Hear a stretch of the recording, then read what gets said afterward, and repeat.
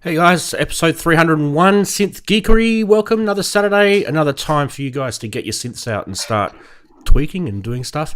Welcome to the show. If you guys are new here, it's really, really nice to have you. It's a beautiful, rainy, pissing down, grey skies, cold as a badger's butthole Saturday here in Perth, in the place that never gets rain.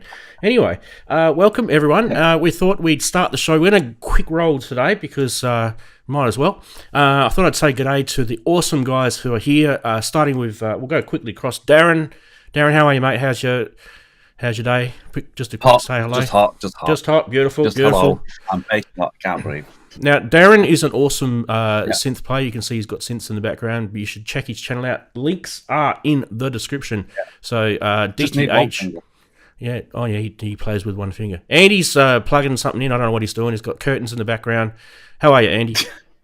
Muted. He's trying to get his things going. All right, cool. This is what happens in the US. Right, over to Ian. How are you, mate? I'm good, mate. Yeah, hotter than a badger's bottom. Awesome. Beautiful. Love it. And we've got Chris. How are you, buddies? Yeah, not bad, mate. Awesome. You're experiencing the cold as well, mate? Brass monkeys weather? Freezing me nuts off. That's it, buddy. Awesome. All right, let's get stuck into it. Now, this week, we are going to go straight into Funnyside because haven't got the synth quiz programmed yet, so we'll do that in a second. But we'll go straight into the Funnyside. These are our regular segments, so let's crack in. You have to excuse me, I do have a cold, so if I sound a bit coffee, I'm actually not unwell, I'm just coffee. I gave you my code, didn't I, from last week? You did, yeah. It passed down the electrons. Yeah, anyway, if you're wondering why your headphones look like this, it's because you have some pretty shit mixers. So don't blame the manufacturer. Well, according to this guy, anyway. My headphones do look like that. Yeah. Mine look like that because I probably should lose a bit of weight and not sweat so much. But then it is pretty hot where we are. Not today. Right, next. If you're into teenage engineering products, you can spend £2,700 on a TP7 and a TX6, or you can get the Joyo Momix, the portable Pro Mixer, for €99 from... I don't know, Botswana. I don't know where it's made. It doesn't say. Hi to all the Botswanese people that are watching. Hope your internet's not too slow. Right, let's keep going. And you know it sounds wonderful too. Yes. Yeah. We are really bashing teenage engineering. Well, I'm not. The people of the internet are, so don't blame me. I'm just the messenger. These are the dreams of a teenage engineering fanboy. The first is the OP1. The OP Field? Is that what it's called? OP Field? It's the not OPZ. It's the OPXY. XY. That's it, isn't it? XY. Yeah. Look, memory worked. Hey, I'm not getting that old. Dementia hasn't set in yet, but the black pot has. For this bloke, cast iron. Yes, cast iron. Rest in peace. Absolutely. That's a good Life is complete. I like that one. Back to the black pot again. Wow. You can get the cooking pot. There we go. It is black. Special colour, special release. You can get the TX6 in black as well. These are all going to be hard to differentiate between each other. Mate, we used to just go down to Bunnings and grab a can of black spray paint and just go your hardest. That's what made things black in Aussie land. Right, and no one knows what Bunnings is. I don't. Dear me. Oh, beer. I'm going to cough.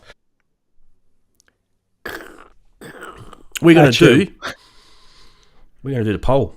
Ready? Set? Chatties. Go. Yeah. By the way, we're not streaming on TikTok today. Sorry. Oh, no. It wouldn't play ball. It just wouldn't. I haven't set it up either. That's why. I just couldn't be bothered finding out what the server addresses and stuff, and just wanted to press a button. Yeah, exactly. Polls up, guys. If you want to vote for your best meme of the week, type ! vote, and then space, and then the number that corresponds to the one you liked. Headphones is 0. Teenage engineering prices is 1. Teenage engineering fanboy is 2. If you don't like teenage engineering, well, you're gonna have to vote for the headphones, aren't you? And then 3 is the... I'm voting for the headphones because I like teenage engineering. Here's a twist.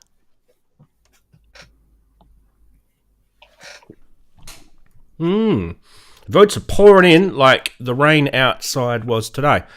I had to sit through 2 hockey games today. And my feet got wet, the bottom of my shoes. You know, when you have an umbrella, everything stays dry up here, right? And then just the bottom of your pants and your shoes get wet. It's God. Someone needs to invent I've had to change feet socks umbrella. so many times over the last couple of Feet years. umbrella. A feet You umbrella. heard it first. Yeah. You heard it first, here, folks. Mate.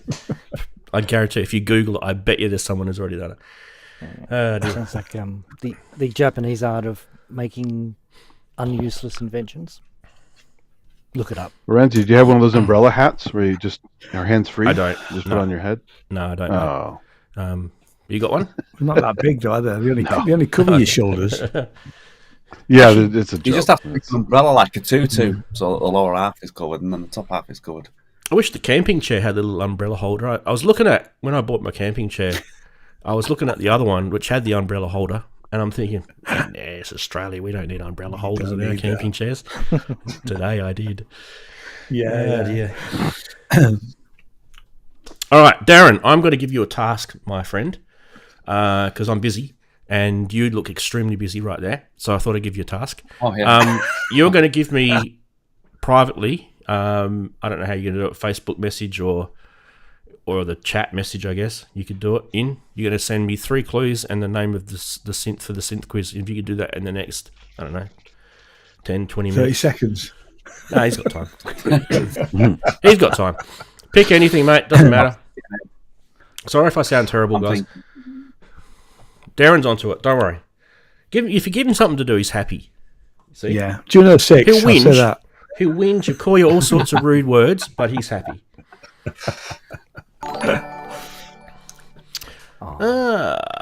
Good on you, Tony. Right. Oh, We didn't see that. no, that screen's still there. Oh, your screen's still there? Okay, cool. Why don't we get into the news? We've got so much. We got so much news I'm this still week. here. Don't worry. Hold on to your hats. It's very slim pickings.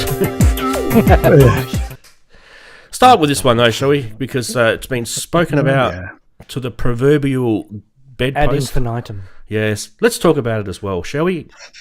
The Sonicware Liven Evoke with the E backwards and upside down. Yes, probably because they were worried the electrons were going to fall out, so they did that, didn't they, You Chris? just call it Ewok. Yeah. Right, what do we got here, guys? Apparently, there's a massive big article on my website, which you can see below. And hopefully, if everything works, I should be able to go like this into chat, and it should give you guys the link if the magic fairies are working. No. Oh, there we go. There you go. Links in the chat. Beautiful. What do we got? It's another Liven. It's another same format as all the other Livens. Collect them all, as I say. You should be able to. There was actually a post in I think Robbie posted it with all the different Livens he's got. I've only got one. I've just got the FM. Anyway, this is a weird thing. It's got this thing called a Qstronic flux oscillator in it. That's a great name, isn't it? Eh? Let's name an oscillator something bizarre, and then people will go. Is it like Back to the Future? Is it one of them? Yeah. As a flux Apparently, capacitor. Well, that's a flux capacitor, isn't it? It's close though. Yes. yeah, physical modeling type thing, right? This is what it's about. If you haven't wondered, it's an innovative synthesis engine blending the sliced acoustic instrument fragments with 34 built-in acoustic sounds with 20 harmonic waveforms and 2 noise generators. That's basically what an Qstronic flux oscillator is. If you wondered, say that 10 times real quick. It uses a thing called back-tide modulation, which grains are played forward and backward in an ebbing tidal type wave pattern, and you'll kind of get that sort of movement. You know, if you were to visualize it across the waveform, it's like the playhead scanning backwards and forwards. It's quite a good thing. But it's basically a granular engine, isn't it, really, guys? Yeah. Pretty much. Another one. Yeah. Another one, yes. It's slightly refined. It's like the Ambient Zero and the Texture Lab had a baby. Yeah, I've got the Ambient Zero, and I have to say, The Texture Lab threw its leg over. I find it slightly disappointing. I can't get it to sit very well with other, or play very well with other bits of kit. It sort of, it doesn't sit very well in a mix. Yeah. On its own. Yeah, it's kind of its own sound, isn't it? Yeah, it is. So it's fine if you're doing that on its own. Sonicware is getting a little bit, it's getting a little bit sort of internally. Yeah. Like it's self-referential. Yeah. Kind of. I mean, it's getting a little bit. And I have to say, they're a little clunky as well, in the sense that Yeah, the lots of interface is button never pushing, fun. multiple button pushing, all that sort of stuff, which I have to find. I've learned it now, and but it is slightly irritating. I know that if I come back to it in 2 months' time, I'll have forgotten it all. Well, just in case you thought that was boring, that news, they did do a firmware update for this baby. oh, that's good. Right. So that is news as well. Actually, it's not really news, but yeah, it's not much in there. But it's good that they're still doing firmware updates for that. Yeah. I've downloaded it, they but I add, haven't do you installed remember? it yet, so I don't know. There's a list of what it does somewhere on their website. All right, let's get back to this. Yeah. A few people like it. Let's summarize it. So it's got the 34 acoustic and 20 waveforms, making that flux oscillator. It's got a granular FX engine up to 12 grains with music controls and buffer sync. It has 10 types of reverb, including the Mirage, which is their own thing, I think. Not the Insonic Mirage, though. The chord arpeggiator thing has 16 chord modes, 13 arpeggiator patterns. Yeah, the chords There's a are cool. 4-track, 128 pattern, 64-step parameter lock sequencer. There's, believe it or not, there's 27 keys keyboard on there. Go your hardest, Richard Clayderman, and it's got a built-in speaker. Luxury. Yeah. Luxury. Clayderman. Portability for you, Daren. It weighs only 790 grams. Darren's camera is still black, so that's fine. I won't show it. It's there. It's there. It's there now. There he is. Look. Hey. There he is up the Welcome top right. It does have a line in and out, headphone, MIDI, and sync ports on it, just like all the other ones are. Powered by the 9-volt barrel DC, which I think, if I remember rightly, guys, is the same as the Korg stuff. Yep. So it's that Yeah. Sony 1.7 Yeah. millimeter format jobber with the yellow tip, right? The little yellow tip's usually the one that signifies you got the right one. I did notice, though, when I got my Sonicware Liven XFM, it didn't have the power supply with mine. No, you have to usually- buy them you have separate, to- don't you? Yeah, you usually So that's have to what keeps buy- their prices buy it. down. Yeah. Well, I bought mine with you the can buy it. case and... Oops. Sorry, Chris, go. I was going to say I was- exactly what you were saying, yeah. which is it's just All an right. option. Okay. I bought mine with the case, the power supply, and the thing. Because they did a deal at one point. That's where I bought mine. Yeah. So, Well, I mean, the case is pretty sturdy as well. it is. Okay. Yeah, it's just here somewhere. Now, you turn something on here. There we go. Oh, that case. I know what you mean now. Yeah. Okay, guys. What do you think about this? Is it amazing? Is it boring? Is it Well, groundbreaking? it's new. Let's have some It's comments. new. So It's new. it's always like, oh, a new one. I need a new one. It's like, oh no. Right, shiny lights. How is this different? Yeah. Is this better than the one, the Ambient Zero? Maybe I'd like this better than the Ambient Zero. These are the random thoughts going through my head. But I had another Yeah. random thought, which is probably going to annoy people. But why can't we just have a firmware that we can put different Update. Livens on the Ooh. same box? That'd be lovely. Yes. Yes. Don't think it's their price. It's their marketing strategy, though. But I have to admit, I thought, No. geez, it would be. It's so near identical. Only need a different overlay. Why can't I just flash the firmware from one into this one? Maybe they Yeah. should be doing that, given that they're putting these out that are exactly the same footprint, same tooling, same molding. Oberheim did that with the Should be- drummer strummer. You just replaced the EEPROM, and you have the same box basically. Yeah, I think once See, we I had, like when we gradual. had when we had just I was one just- or two of go on. these. So when we just had one or two of these, it seemed like, okay, fair enough. It's the same form factor. We're getting different synths. But now we're starting to get into the territory where I'm starting to go, hang on, you're just churning out the same thing with different firmware and expecting people to buy a whole new one every time. Ooh, we're getting into slightly irritating territory from me, but... Well, consider the Volcas. I mean, I have a bunch of Volcas that you hook together, and you want to have different units doing different things at the same time. So, I mean, that's the whole hardware thing. Volcas are smaller, aren't they? Much smaller. I like granular a lot, but no, I'm not going to be buying this. The other thing to be aware of, if you're going to import it into the UK, if you order it from their website, you will be paying an extra £60 import duty because it's going to come from Japan, isn't it? Because I got burnt with that when I bought mine. So I'd make sure that's that you know that. What is this 300 US right now? Is it? It is. I actually tell you what it is, Andy, and just for you and anyone else around the world, I have a couple of different prices. It is $239 US dollars. It is 279 euros. It is 229 British pounds, and it is $4,699 in Australia. No, it's actually not. I'm just kidding. It's $399 in Australia. Robbie's almost wrong. like Zimbabwe here. Robbie's saying it doesn't matter you find the same hardware when it's that cheap. Robbie's saying that it now comes with shipping, including shipping, VAT, and duties. That's not true. I'm sorry, because I got stung for 60 quid when I bought mine, and I was told that I would get that everything was included. It's not. First shipment is the end of the month, if you're wondering. So I don't know if that means all the orders are out of stock now. I'm not sure. You have to go check the website. But I think they are, yeah. Yeah, that's the first shipment, 30th of June. First is gone. They're doing the second one. They sent me an email. First 100 units. That's right. Yeah, that's what it was. Yeah. So there should be another. So I've not heard the sounds of it yet. Did you guys like the sounds of it?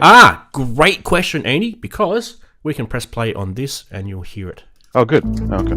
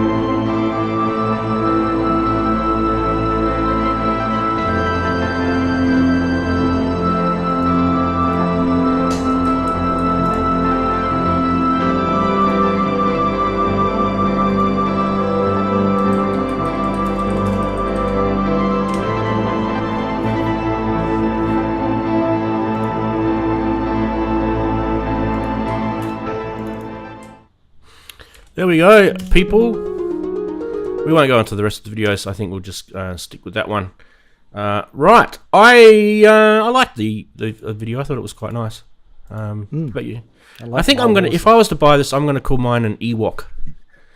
I'm gonna pronounce the V like a W, like a lot of countries do. Evoke, yeah, it's an Evoke. What are you talking about? I'm with you, man. In India, they call it an Ewok. Yeah. So. Yeah. But it sounded really good, but nothing groundbreaking there as far as sounds or whatever. I mean, it's not that special, to be honest, but it sounded really nice. So I'm not going to knock it, but I'm not going to say I can't get those sounds from plenty of other things that I have. So that's the thing, isn't it? The musician is more important than the instrument. I said that on this show. What am I doing? Well, unless it's a DX7, then it's more important. So, fair enough. I think we can interrupt the news to do the synth quiz. What do you guys think? Just to do something weird. Let's do it.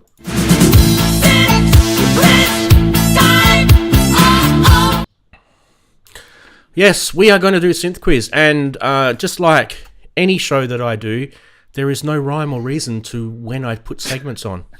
So you just have to watch. We'll start off with the first clue, and that is, if you haven't been motivated to watch this show, you might need a motivator. Mr. Motivator. That might be Mr. Motivator in his elevator. Anyway, so we'll keep doing that one. Okay, so I think I'm pretty happy with the Evoke. It's probably different to you guys. I kind of feel like, for me, I feel like I like the idea of something giving me a hand to actually produce sounds than me.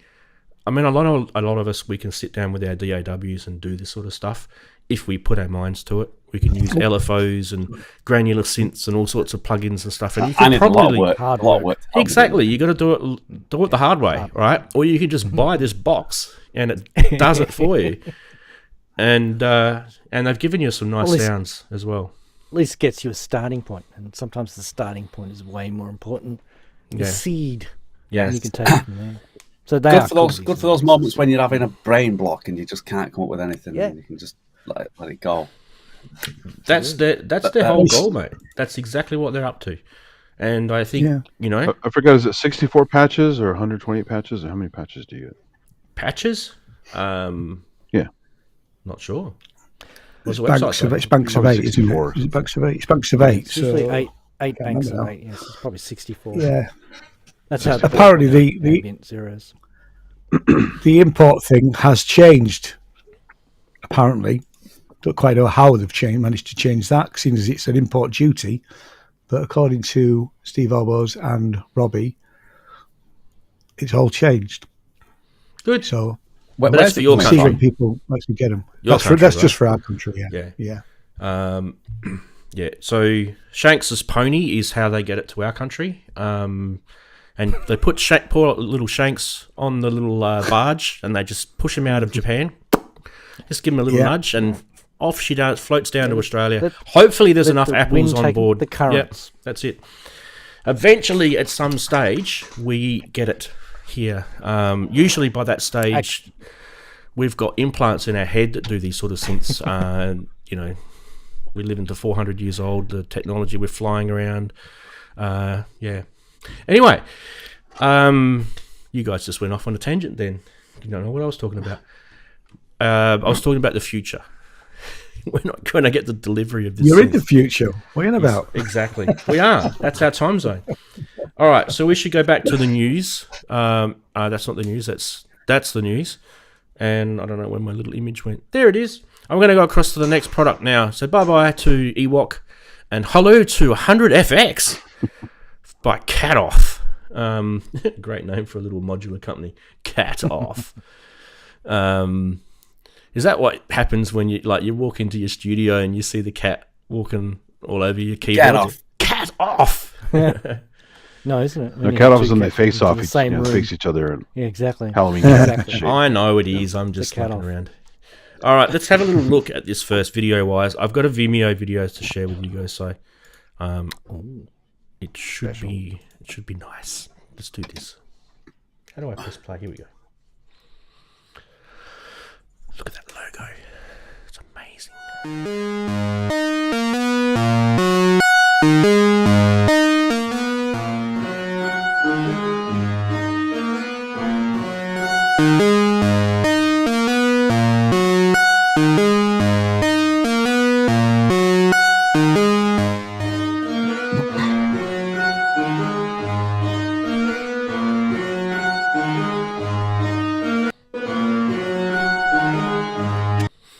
you guessed it. He's going to go through 100 presets on his FX module.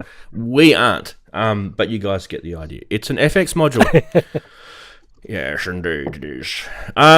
Look, I don't mind it. I don't mind it. It's a pretty cool idea. I think for those who know a little bit about developing eurorack, this little bugger lugs down below me certainly does.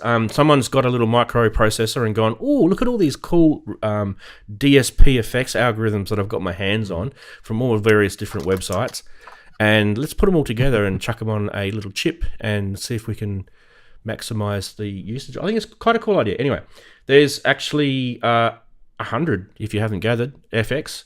They're studio quality digital effects. It's 12 HP. It ranges from a whole bunch of different effects, as you can see there. There's reverbs and all sorts of kind of weird different types of delays, combo delays, detuning delays, all sorts of stuff like that. The user interface is pretty straightforward. Select your preset, press the button, and dry wet, and away you go. You've got a little bit more control. You've got the in and out, so it's mono in, stereo out. You've got a little level control. You've also got an attenuator on CV, which enables you to control the preset selection via CV, which is a nice little extra feature, I think, anyway. Handmade by CatOff Synths. Good on you. $125 US, and it's available apparently now. Who likes this idea? 12 HP is not too bad for 100. Yeah, simple. Yeah. It doesn't even have to be in a rack, does it? You can use it for anything. A little box, like so. Yeah. Bang, 100 packs. Could be in a rack. Could be in a round too. Yeah. I'm a little... Oh, we're feeling witty today. Oh, we are indeed. Yeah. But you could put, Daren, you're right, you could put it in one of those little mono pods type thing. Little pods and use it for, you can pop, I think it's quite good. It's not expensive, 100, like I say, 100 effects on it. Simple to use. Don't see a lot of parameter editing. So I don't believe there is any. No, it's basically just a simple effects. It's a bit like... It's a preset machine. So it kind of reminds me the good old... You could remember the microverb?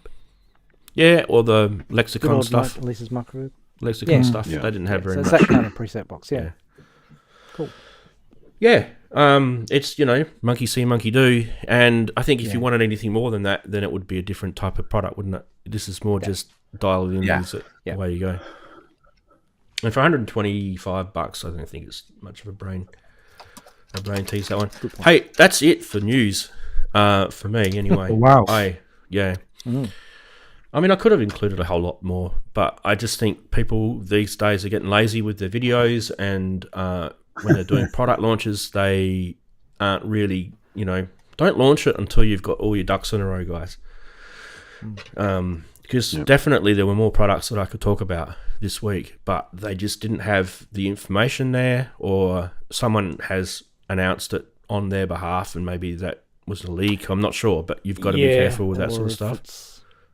Or if it's a video you don't know if you can play because it's someone's personal YouTube channel, you mean? Yeah. Kind of thing? Yeah. Yeah. Okay. There's a few of those. Or they got a shaky camera and the guy needs a shave or whatever.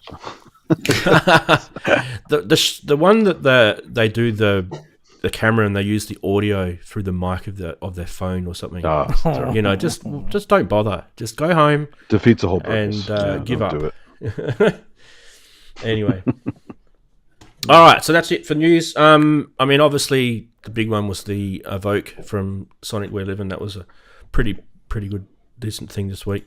There was a lot of, like I said, there was a lot of firmware updates this week. Always is. So, Sample Track's one. You guys have got Sample Track. Definitely get the firmware update for that. They've done a few bug fixes in there. Who else has got the sample? Andy, you've got it. I still have it, yeah. I kept it. Still in the box, but... I'm wondering if there's any information in here. No, it's just got the bin file. I was just looking at the zip file, see if it might have had a little PDF in there. No, it's just the bin. I want to see if they changed the sample track workflow a little bit, because I still am annoyed with the sample import feature and some of that stuff. It's just not fun to use. let's have a little quick look here. If I go to support, downloads, there we go. While Ranzee's doing that, I've got a question, not related to this. So I've got a question for Andy. Have you had any issue with your Somaterra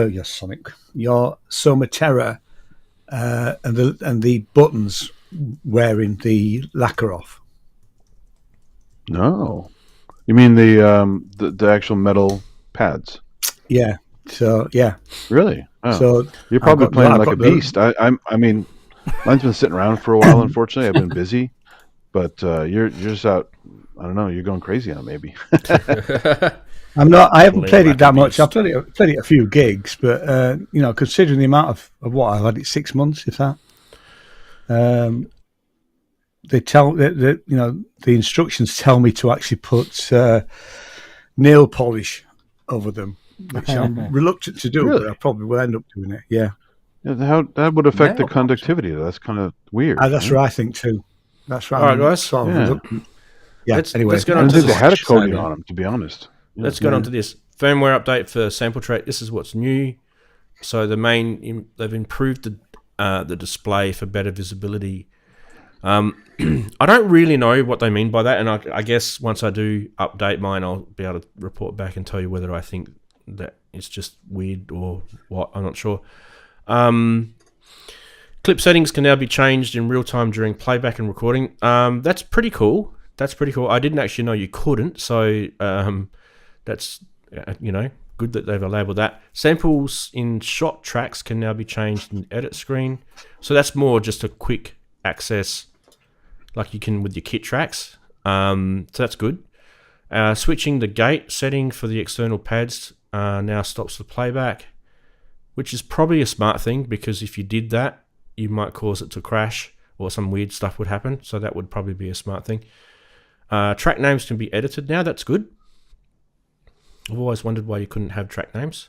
Uppercase and lowercase characters can now be switched during the name entry too. So, and there's a whole bunch of bug fixes here. Like, there's the rotation of the press operations of the value knob has been improved. Now that's something I've noticed, because sometimes you would rotate it and then and press the value knob, and it wouldn't do it. You'd think, hang on a minute, I've just pressed that, and it didn't do it. Didn't kind of like take it on. So there you go. That's all the. Let's get rid of that. Sample track update. So that's a free they kept update. mine because it's making drum kits for the ELZ1 play. So. Yeah. Well, I mean, that's the reason you're keeping it. Great. But obviously there should be other reasons why you'd want to keep it as well.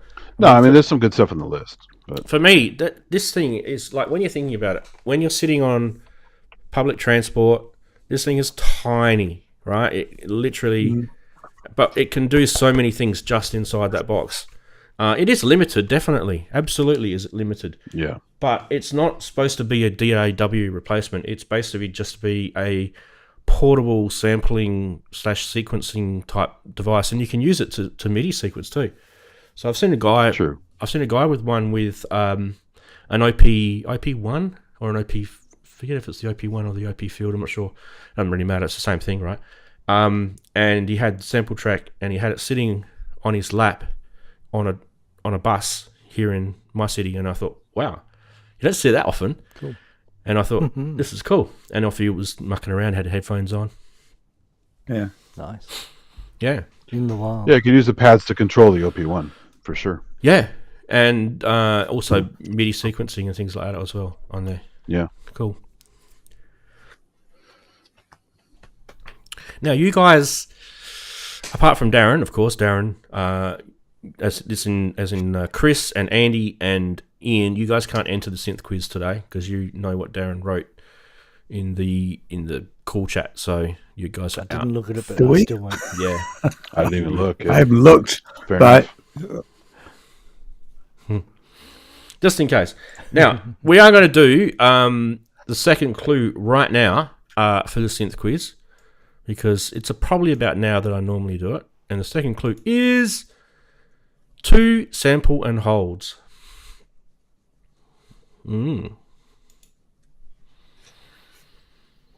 Hopefully I've got all this correct.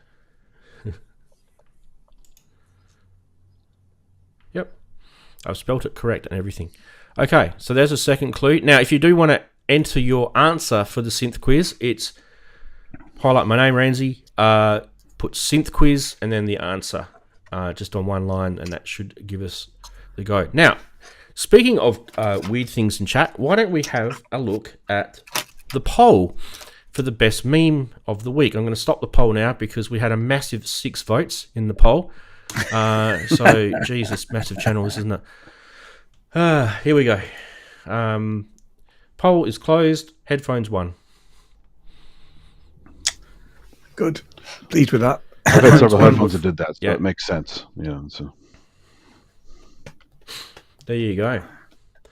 Now, hello to the chatties, by the way. I should mention that in the chat, there is Steve Smith, and there's also Steve the Bastard. Yes, he has 2 memberships. I'm not sure what's going on there. Same person, though. Good on you, mate. Anyway, Ked's there. Sean's there. Big shout out to Sean. Who else did I see? I did see someone else. Who else?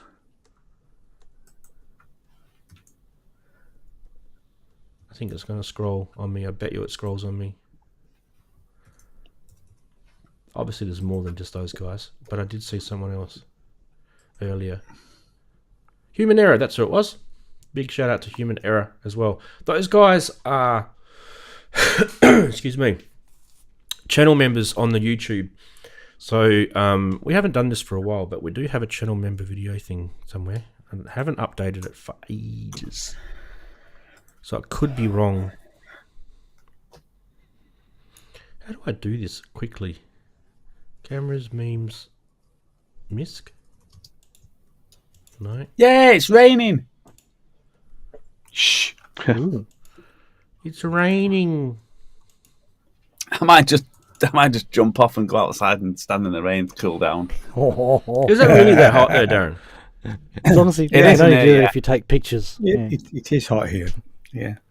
I mean, Yeah. put it And in this the small way. studio, it's Go, Darren. It's all right. running. I was just gonna say, in this small studio, it's like racking up 35 degrees plus. And it's also,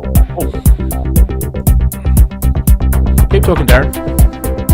I mean, People can read. 35 plus, and it's 30 odd outside, so there's just literally nowhere to cool down. yeah. I mean, I don't wear shorts very often, but I'm wearing shorts today. But you are now. Yeah. I am, yeah. So I may even show you my legs later on. How's that? That's something to keep the chatties happy. Yeah. There you go, chatties. If you saw your name in that list, you guys are awesome. If you didn't see your name in that list, no, I'm just kidding. No. But this is a padded room for sound reasons, no other reason. I didn't see it, Chris. And it's just cooking. We'll do it next week, eh? Okay. Yeah. Yes. Okay. So, what can we do now? We can do. I'll give you guys a choice in the chat. Let me know whether you want to do "How's your week been" or Price Watch. First person to suggest something, we'll get the go ahead. I'm just waiting on the chat. It'll be Price Watch. Price Watch it is.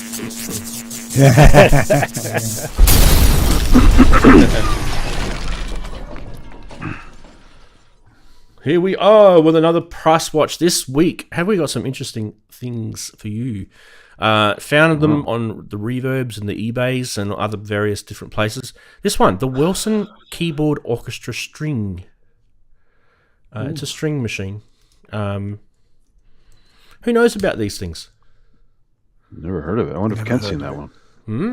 Yeah. Well, son, I have some bad news for you. This is vintage. Wilson, get back in here. I say, Wilson, bring me I like the that plastic cabbage. wood. The front panel's weird. It's like it was homemade. Yeah. Steve wants this. I want this. Well, it's on Reverb, mate.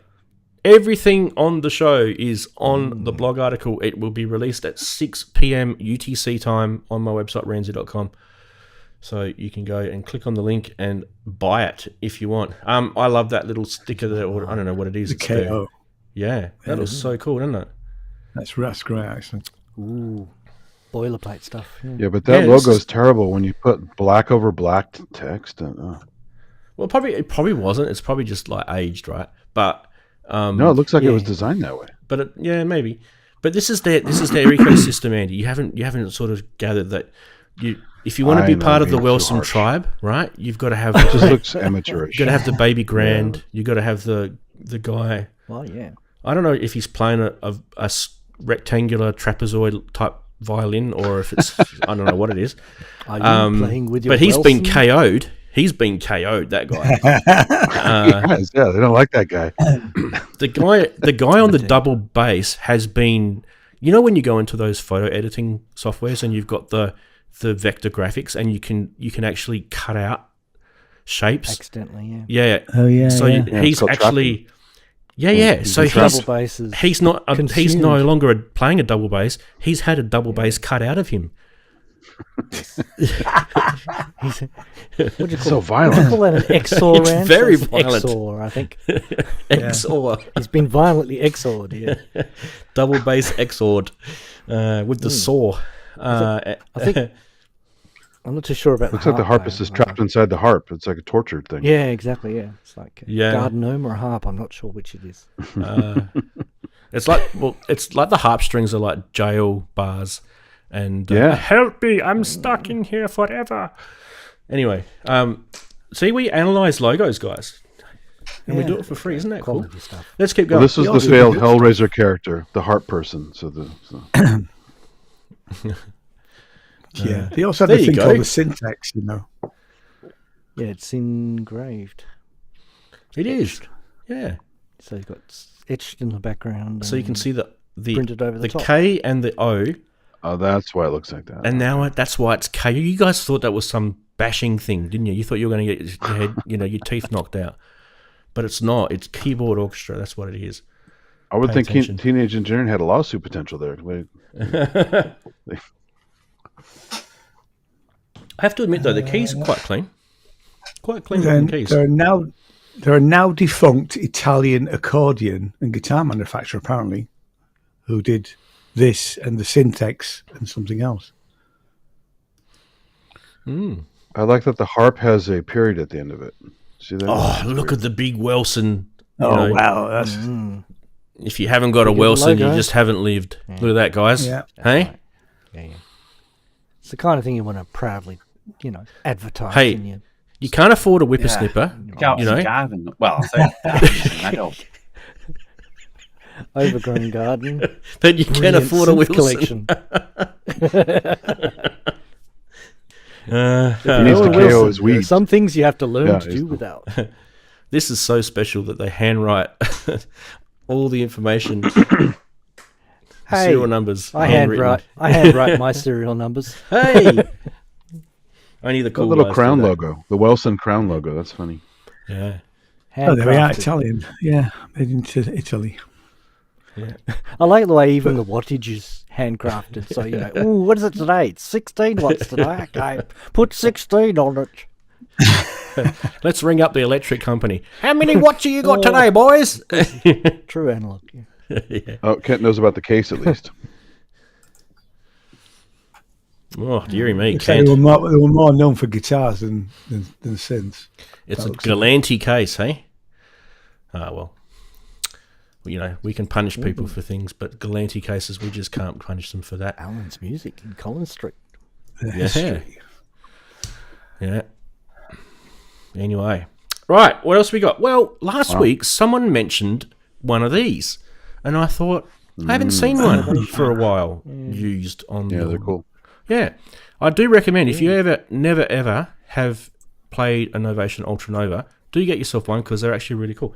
They're a VA type synth, and this one is on a... They were the first with touch encoders, where you could actually touch the knobs to make it change on the screen. Well, just to clarify, Andy, you are allowed to touch your synths. Just. But these guys encourage you to touch it. And they light up pitchman mod wheels too. Yeah. This one's still got the plastic on the screen. Yeah, possibly not a great. Yeah, it's move. barely holding on for life there. Look at that. Yeah, leave it there. Just don't worry about reading what's on the screen. Just leave it there.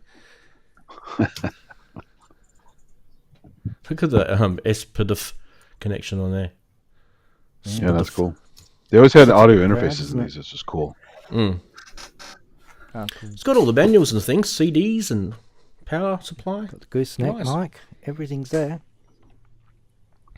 So all yours for about £390, and I don't know if you guys can see it or not, but it's $830 shipping. The shipping is more expensive.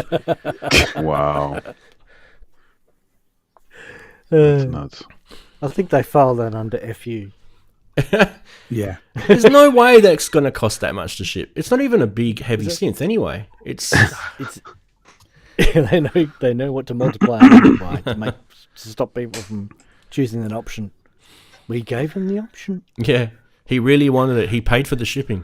Yeah. Woohoo! Let's go down to Nevada. We don't want to put off people in other countries from viewing these. I did consider, but I got the Mini Nova instead at the same time. So, well, we're over to eBay now, and eBay have some interesting things on it, including this: the NED Synclavia digital synthesizer brochure.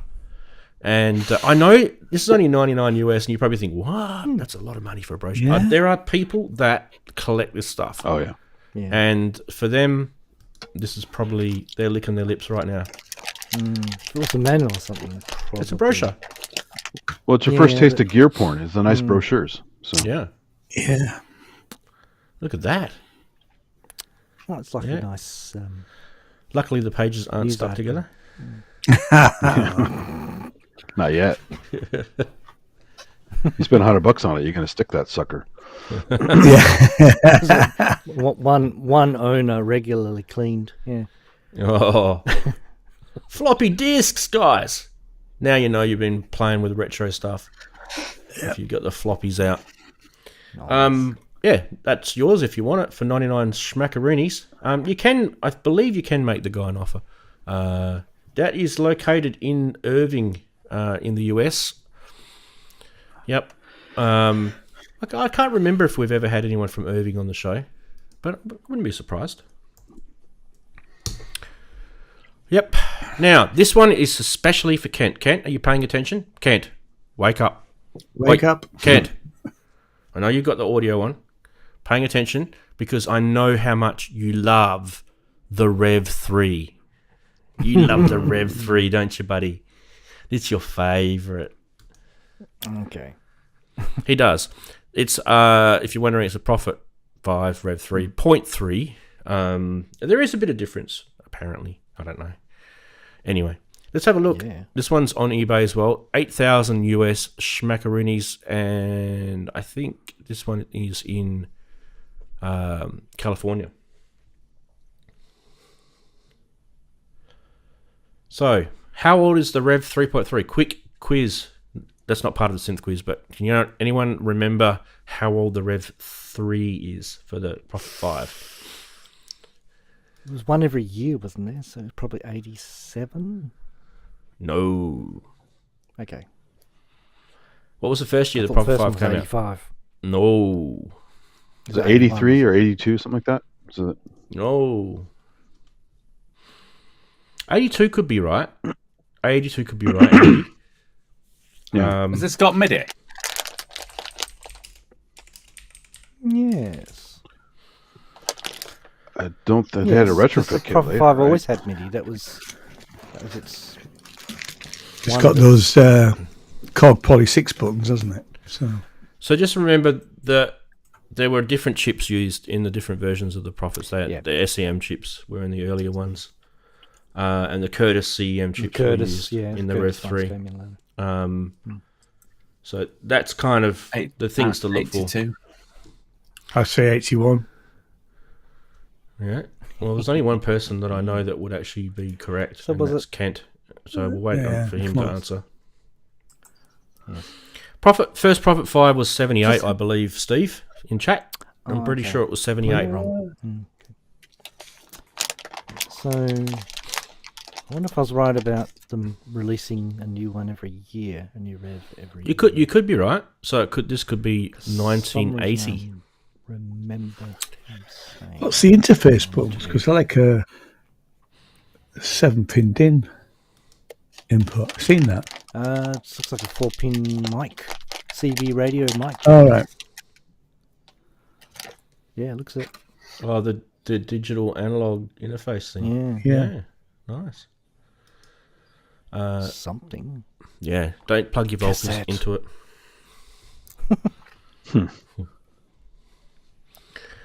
Okay, what have we got up to? Is that the last one? Is that the last one? It is indeed. So we have 4 this week. We had the Velson. Geez, that got a bit of reaction, that one. The Welson Keyboard String Orchestra. The Novation Ultranova. The Synclavia 2 brochure. Or the Sequential Prophet Rev 3. What one would you get? Accepted answers are any of the 4, neither, or all. I'll probably say the Novation, but I wouldn't pay the shipping costs. Yeah, Daren.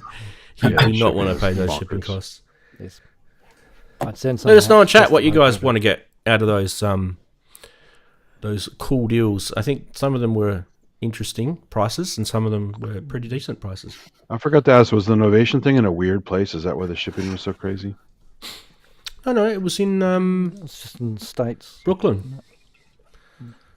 You know, all they had to do was just cross the bridge, mate. Across the old bridge. Cheaper to go and get a plane over, isn't it? You can walk across Brooklyn Bridge. Yeah. I've done that before today. You sold it as well. That's kind of like the analog there, right? You sold the Brooklyn Bridge. Yeah. According to Wigoo, and Wigoo could be right, he likes to Google things. He does, doesn't he? It does. I still don't know if he's Googling for the synth quiz, but you know, hey, Wigoo. Honesty, mate, honesty. He reckons 1982 was when the 3.3 Rev 3.3 came out. So Steve Smith, I think you said 1982. So you're on the money, Steve. 1982. Yeah, Daren did. Daren can tell us he said anything, and we'll just believe him because he's that sort of guy. Yeah, we'll exactly. just believe him. Well, I guess 82, 83, but it was a shot in the dark. But. Darren hangs around the shops and he goes, "Give us your PIN number," and everyone just goes, Yes.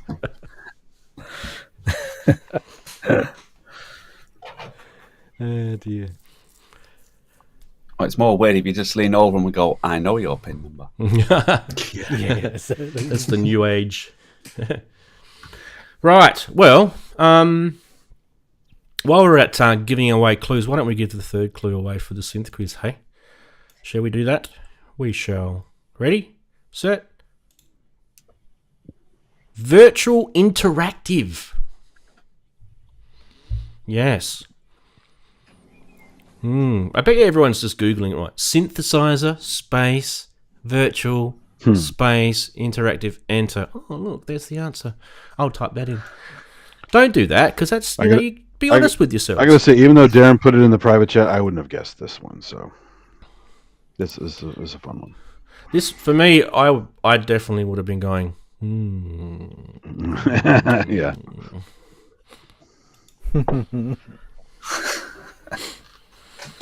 Yes. Well, who was the first person to get it right?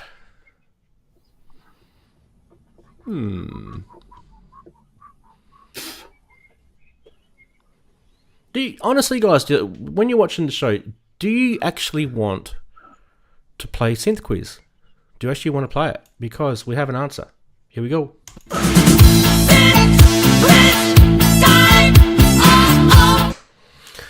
Here we go. We've got the answer. Just wait for my name to disappear, and then we will review the answer, and then I'll tell you who actually got it correct. The answer is the Quasimidi Raven. Thanks, Daren. That's Actually, technically, it's the Raven if you want to get the name right. well, yeah, the Raven. But Daren wrote Raven. If you got a Yes. if you've got a problem, he actually said Okay, my Raven or something. Yeah, I said my Raven, the one sat behind. I'm a Raven lunatic. I think he said My as first well. Raven. Yeah. Yeah, I think it was the last thing. Anyway, Wagoo, you got it right again, guys. If you don't want Wagoo to win, you got to try a bit harder. He's always winning. Yeah. Very nice. Wagoo, stop googling it. Yeah, I haven't. I would never have don't guessed Google based it. on those clues. So The clue this week was Darren's had chosen it, and it's like right behind him. yeah, of course, yeah. But he still has something behind him that has a cover on it, right? Don't you have something off? Oh, yeah. that's covered. Yeah. It's still a top secret. Yeah. Yeah, you can usually see it actually, but you can't. Yeah. There it is. Yeah. Yeah. Yeah. That one day that's gonna come out shortly, I think. Once That's his hanky. it's just teasing you. In fact, you could all try and guess. That's a simple No, clue. that's his security blankie. Ranzee could even chroma key it out because it's the green. So Yeah. Yeah, chroma green. So it could be anything. But yeah, there's definitely something under there. It's not looking very green at the moment, though. It's looking kind of grey. If you don't want Wagoo to win, you'll have to keep removing his memory banks until he sings Daisy Daisy, says Steve Elbows. He'll have a rocking chair, wouldn't he, Steve? He's just Daisy Daisy. Don't do that, please, Dave. Please don't do that, Dave. Wouldn't do that if I were you, Dave. Don't do that, Dave. Open the Dave. bay doors out. Yeah. Sorry, Dave. I can't do that right now. There we go. Let's do How's Your Week Been? Jeopardizing the mission. Who wants to go first? First person to put their hand up. The people really want to know. The crickets. Mine might lead into a topic, but also I'll come in last if you want. All right. Go on, So who wants to go first? Darren goes, I'll come in last. Ian wants to go. Okay. Here we go, Ian. So, Ian, what have we done this How's your week been? My week's been all right, actually. I did a gig on Tuesday. Went and played in Bristol at the Love Inn. Played a 15-minute set at the EMOM. That was really good fun. And I've spent most of the week digitizing 30 of my father's 8mm films. That's taken up most of my week, really. Wow. These are films that I've never seen. Didn't find his porn collection, but thank God. Yeah, I mean, there's just sort of, He may not Of actually course. have one. exactly. Yeah. But lots of holidays. trying to find it. Come on. I'm in a few of them, which is quite. There's me trying to skateboard in about 1970, whatever it is. Yeah, so it was quite fun, really. So, but apart from that, preparing the next Sinner's music release, which will be my album, which will be out in about 3 weeks' time. Ooh. Yay. So that's about it, really. Actually, we should Starting to prepare for the next EMON, which is going to be a week on Friday in Wells, and that'll be my. So yeah, good week, really. Actually, Ian, I don't know if you want that cheer or this cheer. That's the better cheer. Yeah. The other one was a bit kiddified, wasn't it? So yeah. Well, it was doing it for some Kind of infant skill. sarcastic.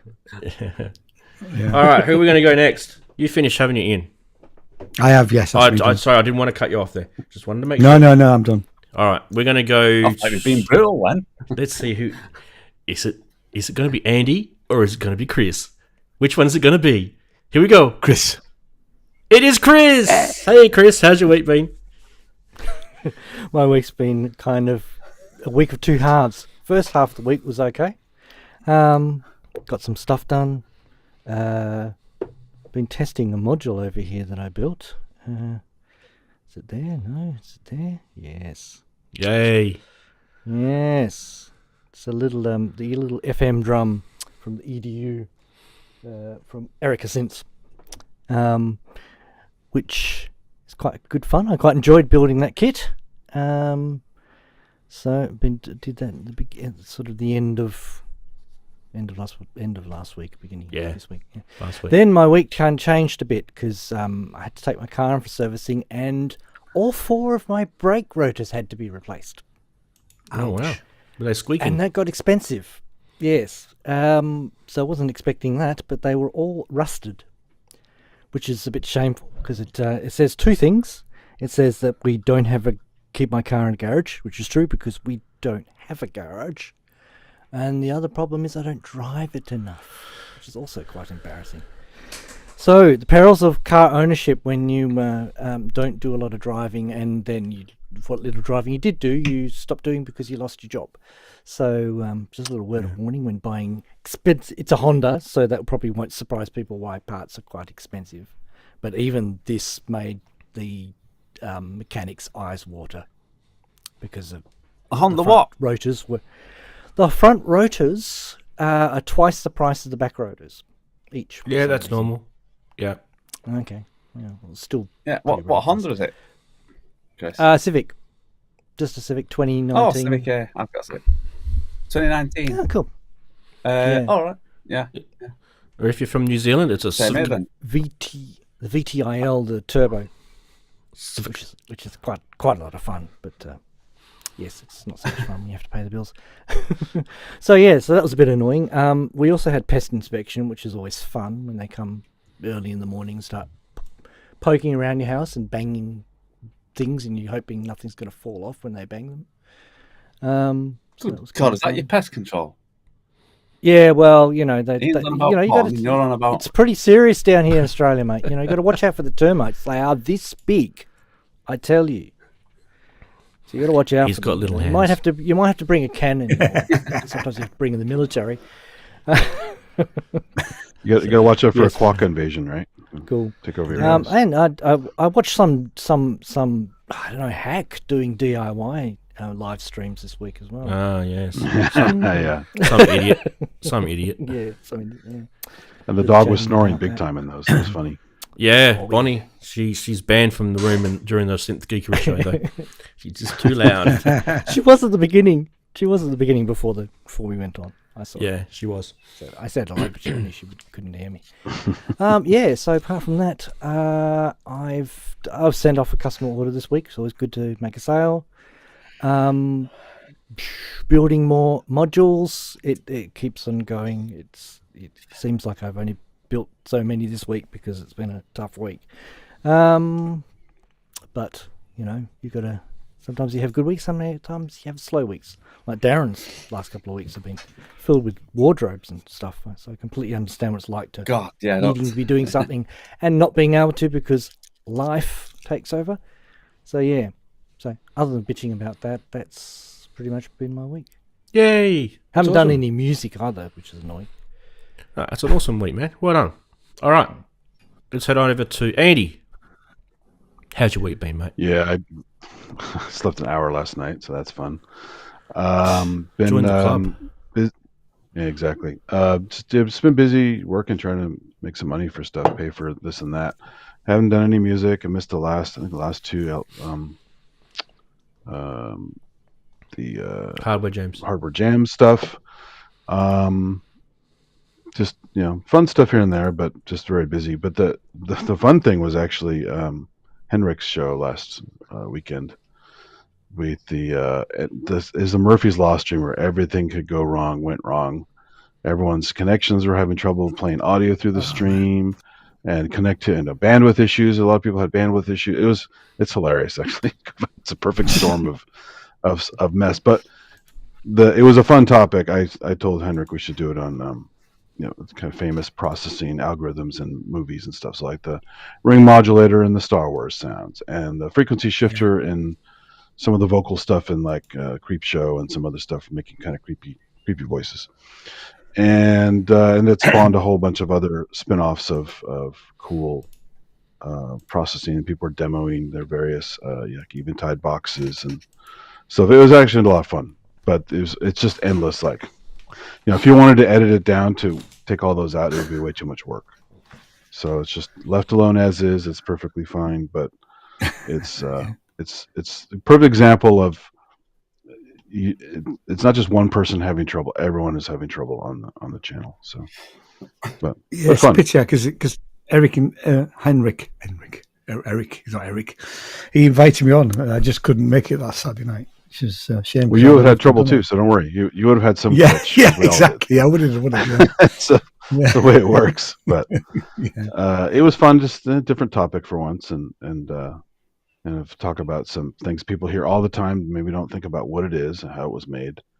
Some of that information I just got from Living Dead Weekend.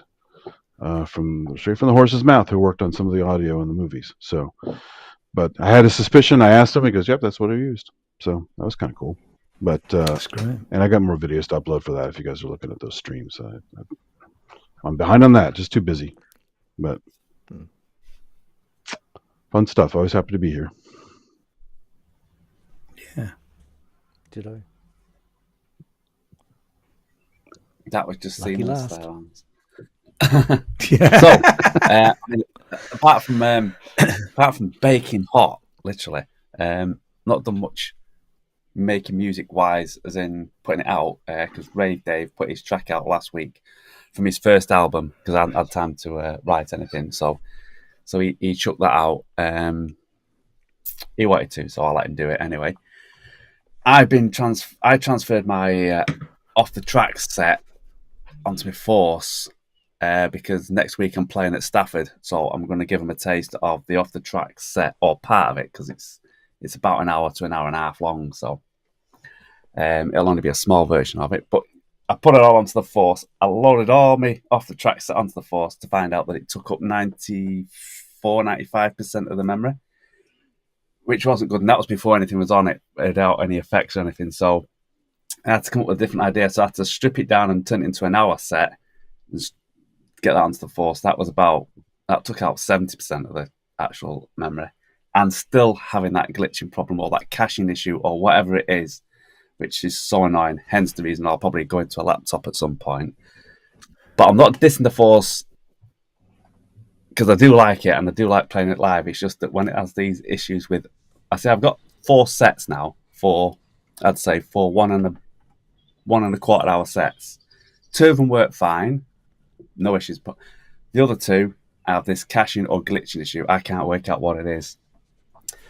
So I've been doing that all week. I've been mapping everything. So I've got loads of mapping work, effects work, some lighting work, which is going to be coming. So I'm going to try that out next Friday. So if anyone's in Stafford, pop down to Top of the World in Stafford.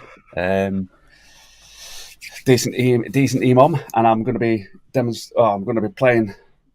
So you're going to get a sneaky peek of the off tracks live set. So that's what I've been doing all week. That and sweating buckets out of this small studio. So that's what I've been doing. That hence the reason, the Force. So that's why I thought it might blend into, if that's what you're doing, Rand, about the Force. Yeah. Well, yeah.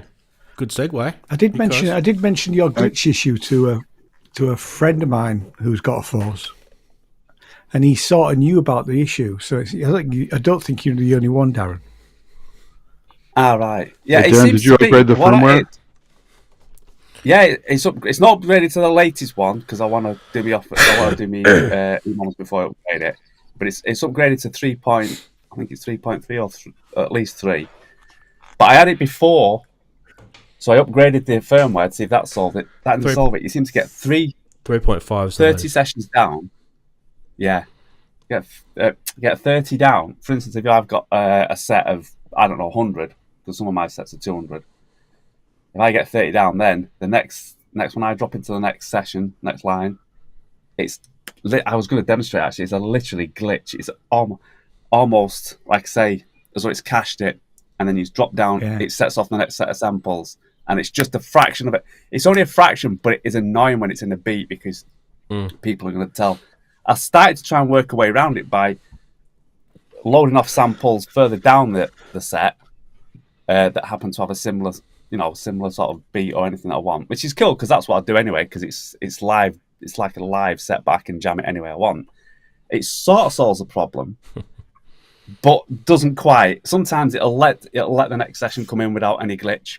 Then you think, oh, it's fine, it's working, and then the next one will glitch, and it's just so annoying. Hence the reason I might be going to a computer just for that. Do you use a lot of effects or really heavy samples? Well, I was going to say maybe it could be, but then if I look at my other two sets at work, which are much more intense, they have. This is why I can't work out the problem. This set. The reason I ask is the Machina Plus has limitations with the CPU, and if you go full bore into production on it, thinking it's just like a DAW on a computer, and you have individual effects per layer and not the mix effects, the bus style effects, where a bunch of the tracks are going into a bus instead of individual effects, you'll kill your CPU really quickly, and you get glitches, and the big samples do that. So I'm always watching my memory on that thing. It's a different animal. This is quite fine on the CPU. Yeah, this is quite fine on the CPU. I bet it's not even hitting 50 half the time, 50% on the CPU. Yeah. This is what I thought. At first, I thought that's what the issue was. I thought, I must be whacking the CPU out. Check the CPU; it wasn't even hitting 50%. The memory's about 73% with all the effects and everything stuck on it, and there's not a tremendous amount of effects really because I just have enough effects, just to play with, and then the rest is all jammed through a whole set. But it's just if you launch each session up, and you go down, and by the time you get to 30, so it runs fine. You hit 30, roundabout. It's not always 30, 31 down, and then all of a sudden it's just. Like I say, that almost 16th of a beat glitch as though it's not quite loaded that one sample or that one setting, even though it should have all loaded. Is it the same when you run it in computer attached mode, or is it only when it's standalone? Well, you can't run it if you put it in computer attached mode. You'd out standalone mode, so you can't run it that way. No, I just wondered because that, like, again, the Machina is a different beast, but when you use a computer, obviously it's got the extra horsepower, the help, and all that kind of stuff. You can kind of go crazy off the rails. Yeah. Standalone has got you're just stuck with whatever you got in the box, but it could be a totally different issue. So it's. Well, also I've noticed this off the track set, which is not actually as big as my very first set. Took 5 minutes to load into the machine, and yet my other two, which are slightly bigger, only take 2 minutes 30 seconds. I'm completely baffled. Wow. Are you using an internal SSD like drive, or are you just internal memory? Yeah, it's an internal SSD, which loads from that into the obviously Force. Like I say, the other two sets work fine, no issue, and they're just as complex. I think the first one's even more complex. I whittled this down so it was less complex, so I thought I would have no issues. But I'm still getting issues. Is it the same? It's not the same SSD card, is it? Is it a different SSD card? No, it's. Is using the internal SSD drive. Drive, sorry, right. I don't know the machine. Samsung, so. I think it's Samsung Evo 8 SSD drive. Yeah, those are good. That's what I have. Yeah, I've got the same. Yeah. And I'm just baffled. Like I say, 2 sets work. 2 sets work. Have you tried? Glitches. I think I've asked you this before, Daren. Have you tried recreating the set from scratch? Not like actually starting a new empty project and recreating it from scratch? Yeah. Yeah, and you still get the same problem. I still get the same problem. I wonder if it's a specific sample or something in there that's kind of getting corrupted. Because you do get things like that. I've got an Ableton project that how you can export Ableton projects into the Force. Yeah. I've got one that for the life of me I don't know why, but as it cycles through a drum loop, it makes this kind of high pitched beep sound as it does the loop, and you can hear it. So it's like a 4-bar loop, and there at the end of the 4 bars you hear beep, and then it goes back and does its. And you look into the wave editor, and you can actually edit the wave. There's nothing in there. It's literally just some weird glitch on it. So some sort of either a software bug or. Well, the weird thing is bitrate. No, it's all. I changed the bitrate down to 44.1 just in case the 48 was too much. But like I said, the 2 sets that I put in earlier were 48k sample rate. They work fine, more complex. As far as I I thought maybe I've done something different on the other two, because I always write it out on Ableton so I can see it, and then I drop it into the Force. And why does in the 2025? Why can't they know what colour? Why does it think it's blue when it's red? So all my colour coded, and then it comes onto the Force and it thinks it's blue. And you think, well, all right, then I'll make everything blue on Ableton so it's red and put it into the Force. No, it decides it wants to be a different colour, like yellow maybe. It's just random. So you have to hand change each one to match. Yeah, which is that's why it takes a lot of time plopping it all in. Wow. And then so if I go through 200, so if I'm using 8 audio tracks, 200 lanes down, I've got to go through every one, change it to whatever colour so I can understand the colours, where all my breaks are, where I can jump to in the session and scan through. That's why I like the Force, because I can just flick through anywhere in my hour-and-a-half session, whack a bass in from somewhere else. Brilliant. I like the touch screen, it's great. I just have these little issues which I'm trying to work around. So the other thing too is it's 44.1 at 24-bit depth, right? And also you've got to have the 128 buffer size as well. So when you're looking at all these kind of things, when I worked in Ableton, I usually work at 48K. I can work higher than that if I want to, but generally speaking, I work at 48K. 48K. And 48K. So it will downsample to 44.1 at 24-bit. But the other thing it does too, which is kind of weird, it's got a 32-bit internal floating point in it. So it actually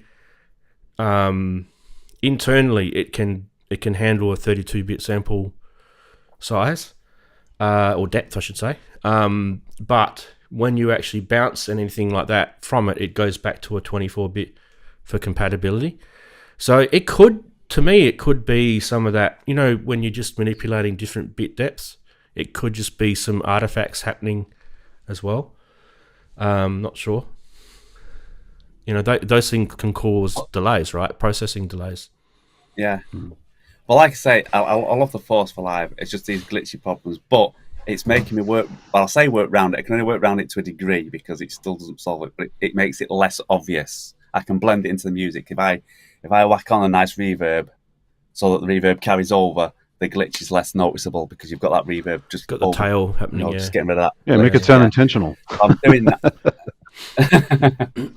Well, anyway, I showed the Force before, Daren, and I showed it on the thing for the show because we were going to have a look at the. Let me just say, I do love the Force. I'm not dissing the Force in that respect. I will still use it for short EMOMs because I can make little short tracks up. It's just that's all I'm just saying. I'll be using probably a computer for the off the tracks because it's going to be a massive set that I'm doing, massive lighting rig and all sorts of.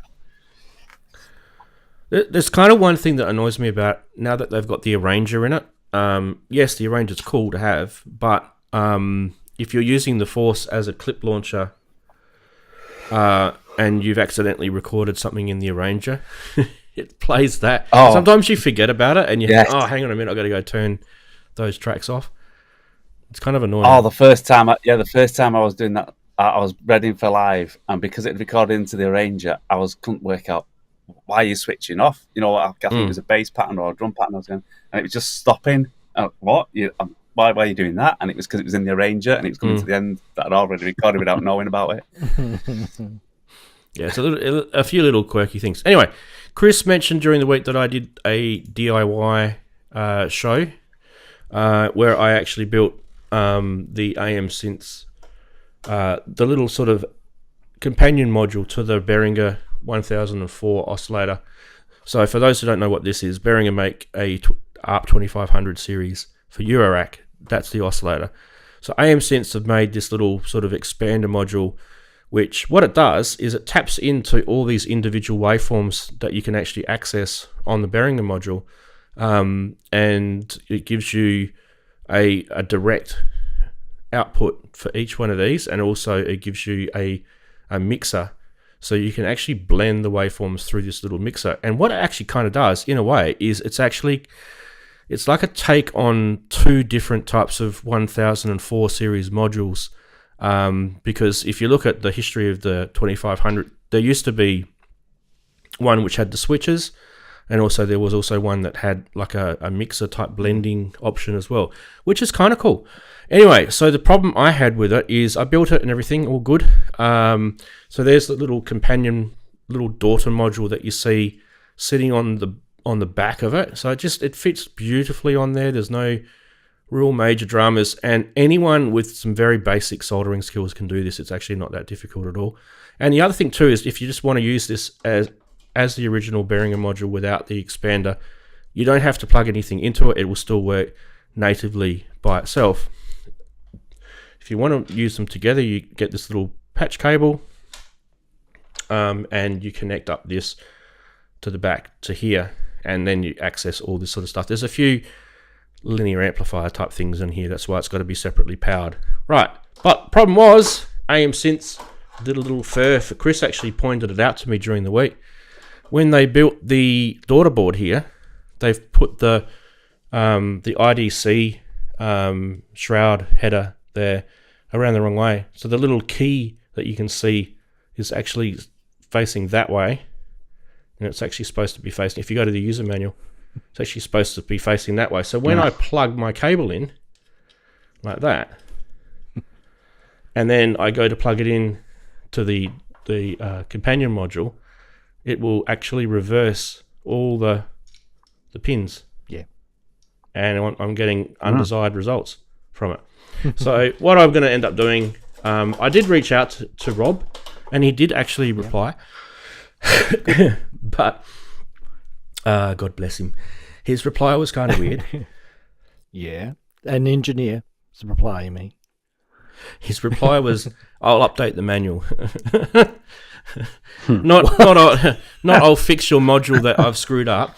I'll update the manual. That was his reply. I think I sent him a message when I built it because there was something that wasn't clear in the manual, and I think he said something very similar. He did give me a discount code though, but it's nah. Oh, that's good. Anyway, so anyway, also, the thing you said was wrong is actually not perpendicular. If you look at the back of the module again, it's not totally vertical. So it's installed cockeyed a little bit. this thing. Yeah, look at it. It's not vertical on the board, right? This is an optical illusion. It's off a little bit. Axially. What do you mean it's off? So the silk screen line doesn't perfectly line linearly lined up with the back of the connector. You mean that? Because there's a bit of slop. Yeah, it's off. You mean that thing there? Yeah, exactly. Yeah, it's a bit ski whiff, isn't it? Yeah, like someone did it in a rush. Yeah. Well, it's nitpicky, but you can see it. Yeah. The other thing too is I could just desolder that and put it back around the right way. Yep. And it would also probably fix the problem if I wanted to. But the easier thing to do is just to literally snip the end off the ribbon cable and turn the plug around. Problem solved. Yep. Which most engineers would just go, just do that. It'll take literally with one of these tools. Actually, Chris, segue for you to sell your product. One of these tools, which these absolutely suck, by the way, if you ever tried using these things. Monster. That's what you want. The IDC monster. What you want is actually Chris's thing. Chris, you should have yours handy.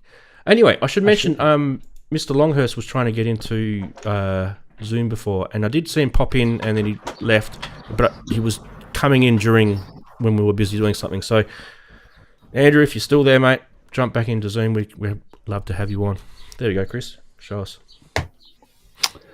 This is my personal cable monster, which makes crimping IDC cables, especially eurorack cables, a bit easier. And you can get it on my Etsy page. Yay! Put the mic under. How much is it, Chris? Good question. Trying to think if I've got any of them in my Etsy pages up. No, I don't have any of my Etsy pages. Let me get it up here for you, mate. I should, yeah. Sorry if you hear the birds, guys. I've had to open the window and the door 'cause it's a bit. It's a bit. I like the loud birds. in It's here. good. Oh, cute. You hear the cars Are you as well. slowly cooking, Ian? I am.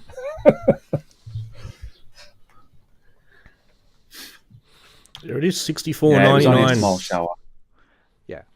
So it's 44 Australian dollars for a full A bargain. kit. And you get Absolute bargain. enough. You get enough. Yeah, you get enough stuff to make a whole lot of cables with it. So there is that. Yep, you get your 16s and your 10s, Yeah. but you don't get 6s, Chris. No. I could make you a special one. Design you a I'm right. special one, Ranzee. I'm good, mate. All good. I've got this one sorted. By the way, but I'm a little concerned about that strategy though of just reversing the crimp. Check that your pin's still gonna go to the right places. yeah, I'll do it. It's not too much of an issue. I'll do a Fortunately, continuity that test. Yeah, fortunately, because the design of that daughter board and module is not too critical on. If it had been something that was supplying power from one module to another, I reckon there could have been magic smoke involved.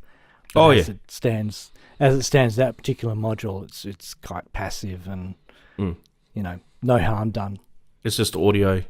by being backwards. Yeah, Yeah. It's just audio signals and not even ground. I don't think. Probably not. But it's a bit. To be honest, it's a bit disappointing because you do pay money for this stuff and you expect it to work.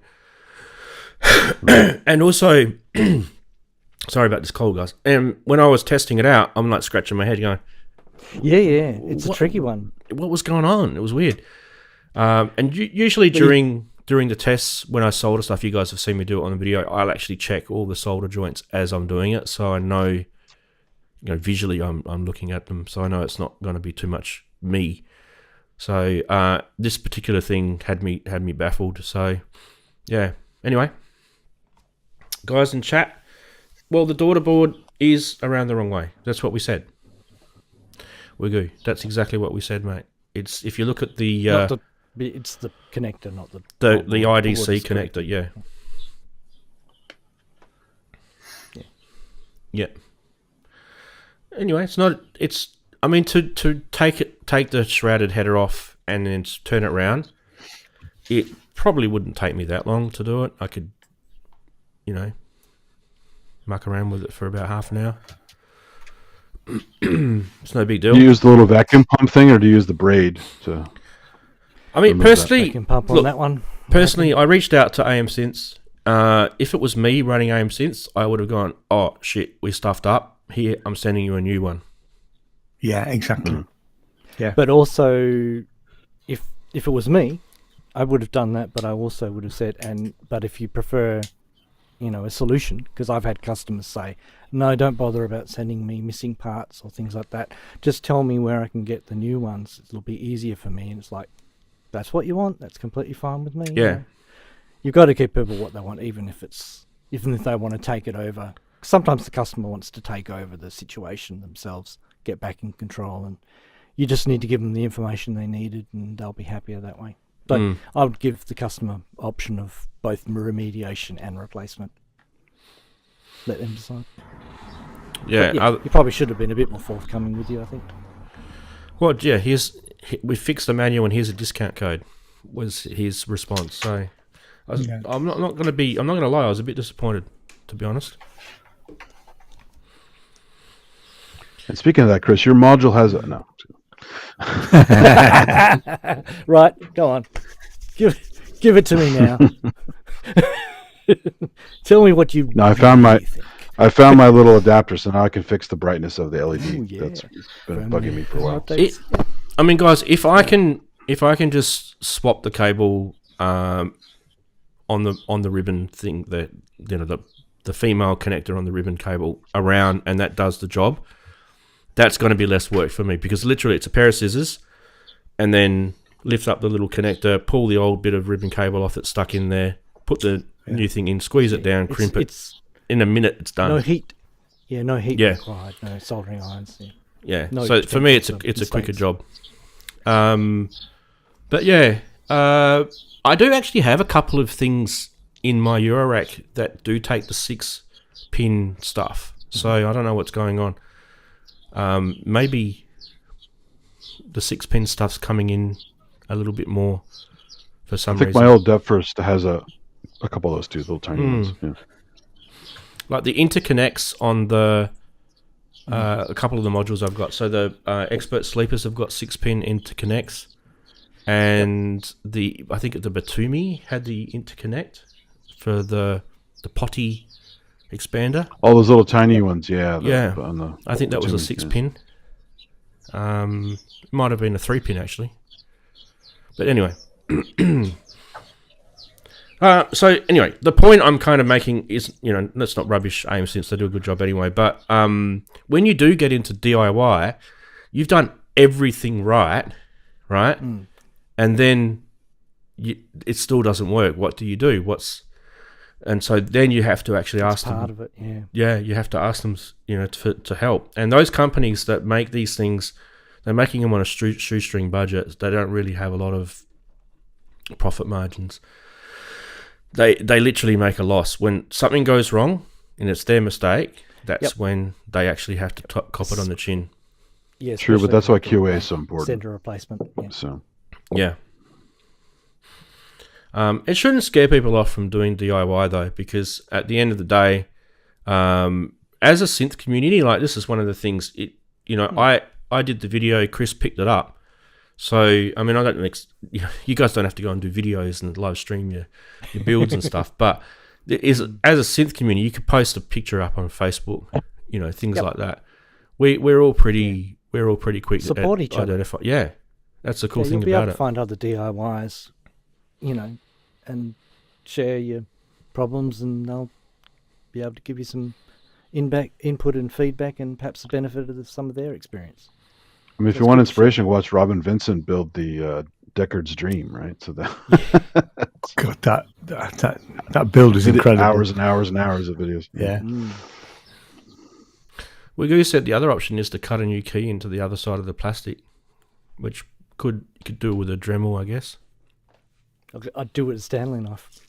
Yeah, a sharp Stanley Check my knife. post, I said it in my post. But then you have to make notes so you remember which side the key is, the correct side is.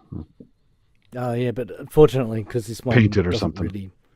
I mean, it's annoying if you get it the wrong way around, true.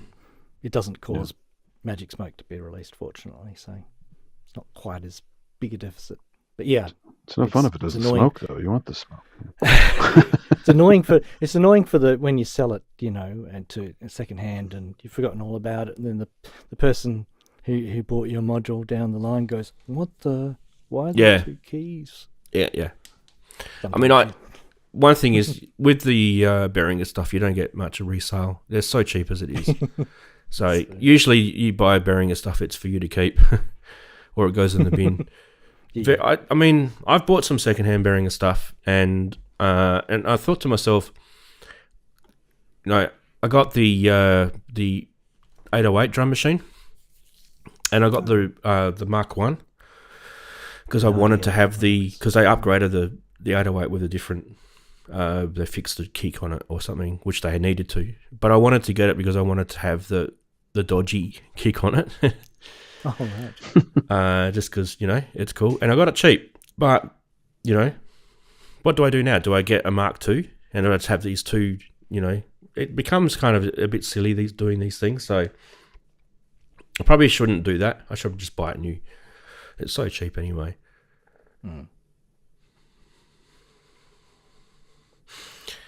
If you do see, said I've seen used Behringer modules sell for more. But if you do see that, it's because if they've been unavailable for a while, then people get away with flogging them for more than what Behringer normally sell them at.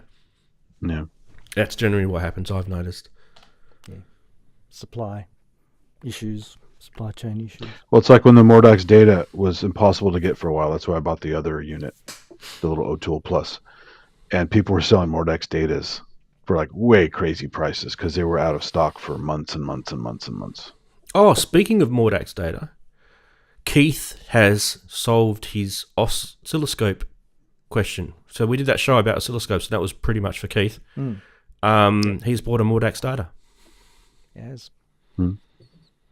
So that was his. Well, I think the logic behind it was You get 4 channels. It's really not that expensive when you think about it. Like for me to buy a 4-channel oscilloscope at the sort of, electronic engineering test level, they're really pricey.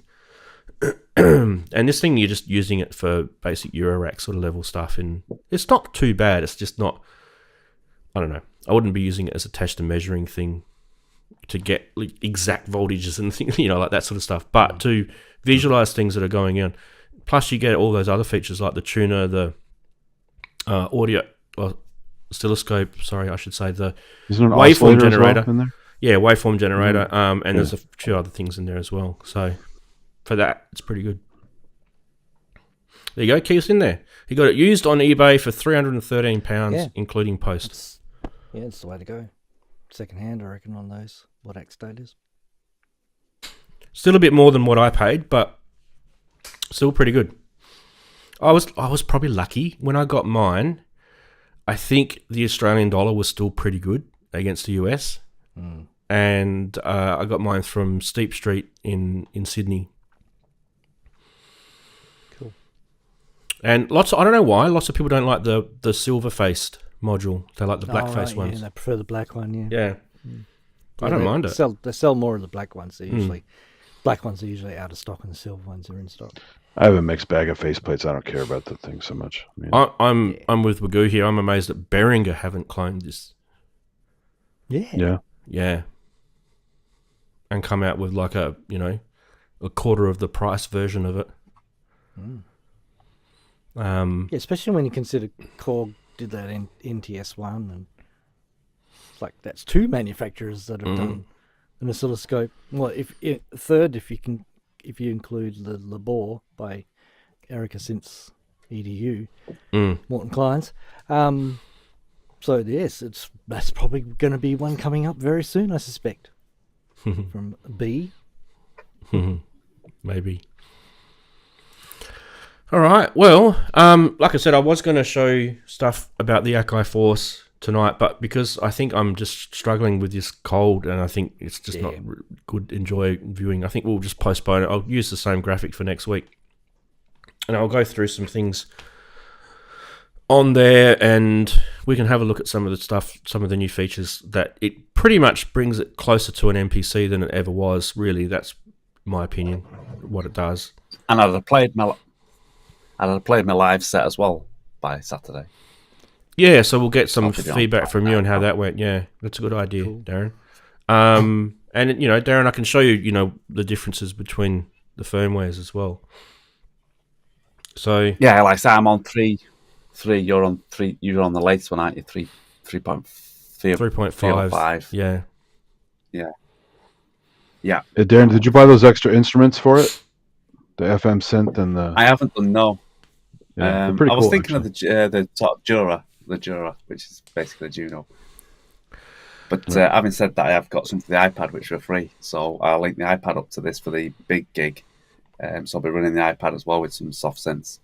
I've held off on getting that sort of stuff, Andy, because I kind of feel like, I don't know, I feel like the purpose of the Akai Force isn't a VST machine. No, really? But I got it when it was like $200 for the whole bundle. Oh yeah, and that's a no-brainer. And I was using the Force every day. Force hasn't been in a box for like 2 years, so but it is a good upgrade if you're interested in having some more engines on the box and it's a standalone. I think if they did a Force 2 or a Force Plus or something, beefed it up, then I probably would be more inclined to look at getting the instruments. But with it as it is, it's not the beefiest of machines. No. Did you see? Did you see Waggo's comments about the fact there's a guy that will upgrade it for you? Oh yeah, he does the 2 meg to 4 meg memory. 2 gig to 4 gig memory. Sorry. I think I could probably do that, and I think Chris could probably do that. It's not too difficult. It's a bit of SMC modding. Desoldering. Yeah. You have to use a heat gun and stuff like that. Yeah, to get it off. I don't think it's too difficult. It's just a bit fidgety. You have to use some tweezers and things like that on it. But I think you could do it. What was I going to say? For me, the Force needs to be what it originally was supposed to be for, and that's a clip launching machine. It's an arranging clip launching machine. So I think they're starting to ram so much into it on the powered thing now that it's like becoming. It just needs to be. Get the bugs out, make it a bit, and make sure you can do colour to colour. It's not hard. A blue's blue, surely. Well, I reached out to Akai and didn't get really an answer. Just got a love comment on my thing on the YouTube channel where I was asking them. They talked about the new firmware update and what was in the warp audio, the audio stretching warp, like the specifics, what new things they were talking about, what is in that, and they couldn't give me an answer. So we still actually don't know, and that might have just been the marketing department getting a bit too excited with their words, because I haven't actually noticed anything on, because I've got the firmware here. I've had a little play. I haven't noticed anything, but I have noticed there's that glitch sound. So maybe that's the new feature. Was that before? Was that before now then, Rant? Did you get that before? No. You updated? Nope. Only after. See, this is why I have to be careful with updating, especially when you've got a live set ready to go. Well, they do say updates in general are risky. They do say you can back it up, right? Obviously, it's easy to back up your projects. They're just files on a drive. Yeah. But you can actually put your firmware back to the previous version. So you can go to 3.5, go, this is not for me, and then put it back. Also, Daren, because the color issue is coming from Ableton to Akai, Ableton may not be sharing all the information they need to make a proper transfer over. There's two different companies, so I wouldn't blame Akai for that necessarily. Yeah, I'm not blaming it. It's just a funny thing, especially what makes it more funny is like if I've got say I've made 3 tracks red, for instance, and say some blue, green, yellow. When it transfers over, you'd think all the red ones would be the same colour on the force, all the blue ones. Even if it's the wrong colour, it'd be the same colour on the force. But it's not. Yeah. It's like the 2 red ones might be blue, and then the next red one is yellow. At least be red or something. Yeah, some shade of red. That definitely suggests that it's not even confused about the colour. It's getting no colour whatsoever, and it's just making it up. Yeah, it's just guess. I think this one needs to be this colour. It's a half-assed transfer because they don't have all the code. So probably. All right, I think we should wrap the show up, guys, because there's no point in going on about nothing. Well, me and Ian are cooking away like there's no tomorrow. We're literally like, I'm getting cooler now. I've got a nice draft coming through now. I was sensitive about that, guys. I'm thinking, definitely, you guys are cooking in there, and I can almost feel the moisture if I touch my screen here. I can almost feel it. Yeah. And Jane said, "Was there anybody to wave at her?" And nobody waved at Jane, so she just went off. We didn't hear her. We didn't hear. I was going to wave. We didn't hear her. I didn't even see her, mate. She was so stealthy. Yeah, she was. You were busy talking, Rant. So she's like, "I'm going to give him this tea, and I'm going to stealth it in and stealth it out." Blown out with the light. Yeah. It's like Mission Impossible. She's going to come down on a wire and drop your tea off, and then go back up. Yeah. She said, "Anybody to wave at?" You were busy talking. She went, "Oh no, I'm off then." She'll get techno savvy, and she'll just get a drone to deliver the tea next time. Oh, just sit in the kitchen and just yeah. Get the drone controller out. Yeah. She might just make a tip on you on purpose over your head. So. Sometimes I'm sure she's thinking about that. She's in a bad mood if she's tipped the tea on you. In the middle of flight. Yeah. Well, she does live with me, so she's got stuff to put up with. It is chilly. It was this morning with the hockey game, I reckon it was about 4 or 5 degrees when this big cold front came over, and it was just sheets of rain. Freezing when you jump in the shower in the morning? Imagine that, but no hot water. Icy cold water from probably straight from Antarctica. I wouldn't be surprised if that's where it's come from. Yeah. So you're getting more cold weather than the other coast?